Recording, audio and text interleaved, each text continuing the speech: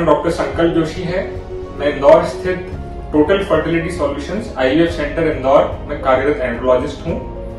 आज हम बात करेंगे मेल इनफर्टिलिटी के बारे में। हम ये समझना चाहेंगे किन फैक्टर्स की वजह से ये मेल इनफर्टिलिटी और इसके संबंधित समाधान क्या क्या अपन कर सकते हैं।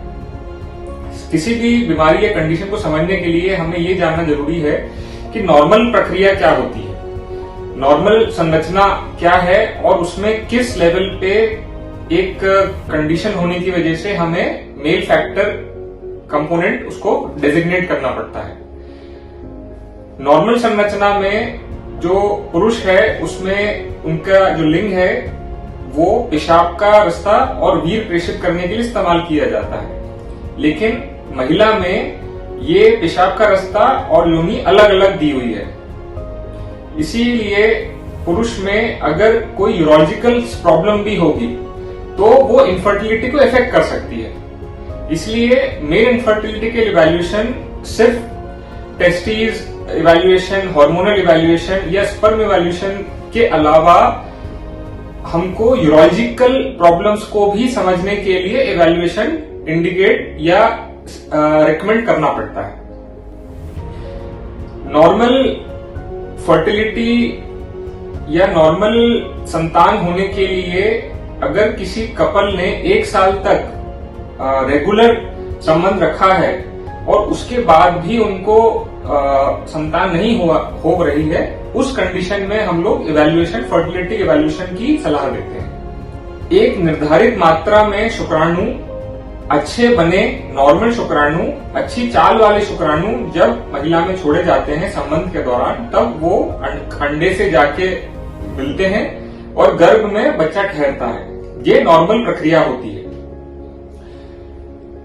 कोई भी इनफर्टाइल कपल अगर उसकी डायग्नोसिस सही हुई है, 1 साल का पीरियड उन्होंने क्लियर किया है, तो उसमें 30% तक महिला, 20% तक प्योर मेल फैक्टर और 50% कपल्स में कंबाइंड फैक्टर को रीजन माना गया है as a reason for not having a normal baby. इसीलिए जब भी मेल फैक्टर का जो इवैल्यूएशन हम स्टार्ट करते हैं वो बेसलाइन सीमन एनालिसिस से स्टार्ट करते हैं।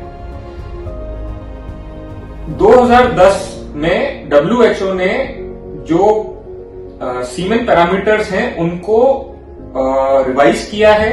आज के दौर में आधुनिक लैब जो कि WHO के 2010 मानकों को मानती हैं, वहां पर सीमन एनालिसिस कराना रिकमेंड किया जाता है। सिंगल सीमन पैरामीटर से कभी भी लेबल करना गलत होता है।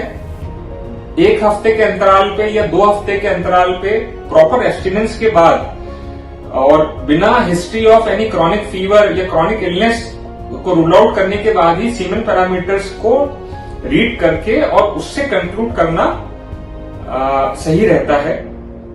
कभी कभी किसी को 2-3 हफ्ते पहले बुखार आया होता है या कुछ स्ट्रेस में वो होता है और 90 डेज की स्पर्म साइकिल में अगर हम उसके कॉम्प्रोमाइज पैरामीटर्स को फैक्टर मानेंगे तो वो कपल एक रॉन्ग डायरेक्शन में लैंड करता है। इसलिए हमें बहुत एहतियात से प्रॉपर हिस्ट्री के बाद ही सीमन पैरामीटर्स को रीड करना चाहिए। सीमन पैरामीटर्स में भी जो WHO के गाइडलाइंस हैं उसमें more than 15 million per ml अगर काउंट्स हैं, उनकी मोटिलिटी अच्छी है, उनका बनावट अच्छी है, they are normal forms, then only we say कि there is no reason for couple not having a baby due to a male factor. लेकिन इनमें से कोई भी पैरामीटर्स जैसे लेस देन 15 मिलियन का काउंट है, मोटिलिटी कॉम्प्रोमाइज है या उसमें एबनॉर्मल फॉर्म ज्यादा हैं, तो ओलिगो एस्थेनोटेराटोस्पर्मिया के फीचर्स हैं या एजोस्पर्मिया अगर आ रहा है तो हम उसका फर्दर इवैल्यूएशन इंडिकेट करते हैं। इसमें अच्छी लैब्स में सीमन पैरामीटर्स कराने पे प्रॉपर फ्रक्टोज एनालिसिस भी होती है। फ्रक्टोज पॉजिटिव होना अलग चीज दर्शाता है, नेगेटिव होना अलग चीज दर्शाता है।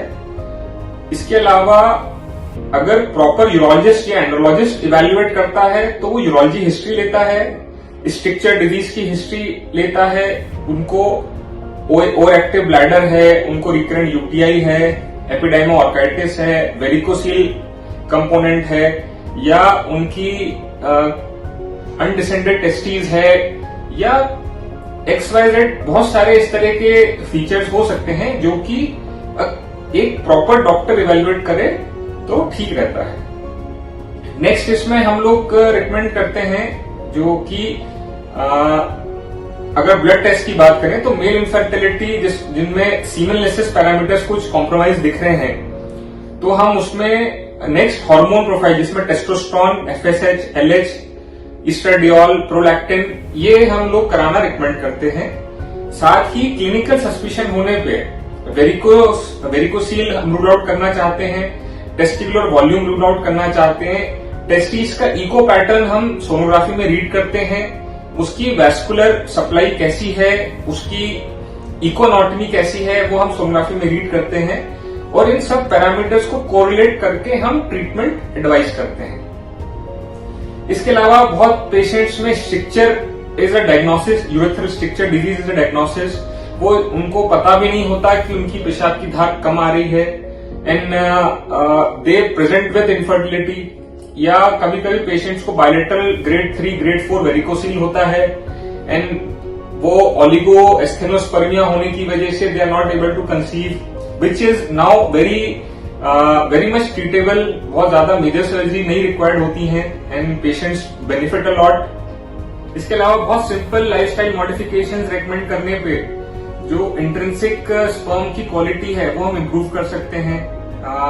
उनको लाइफस्टाइल मॉडिफिकेशन बता के, स्मोकिंग सेसेशन बता के, टोबैको इंडियन सबकॉन्टिनेंट में रैम्पेंट है उसको थोड़े दिन विथहोल्ड करा के, या स्ट्रेस लेवल रिड्यूस करके, जो आजकल योगा है, प्राणायाम है, ऐसा करके over a period of 3 to 6 months we can achieve very much normal sperm parameters and overall better outcome for a couple. Next इसमें जैसे हम लोग का सेंटर IVF फुली इक्विप्ड है, हम लोग यहाँ पर जो पेशेंट एजोस्पर्मिया होते हैं या जिनका ये नॉन सर्जिकल ट्रीटमेंट एडवाइस करने के बाद भी वो अचीव नहीं हो रहा, उसमें हम लोग इक्सी टेक्निक यूज करके जो बेस्ट स्पर्म्स होते हैं, those are visible under our microscope.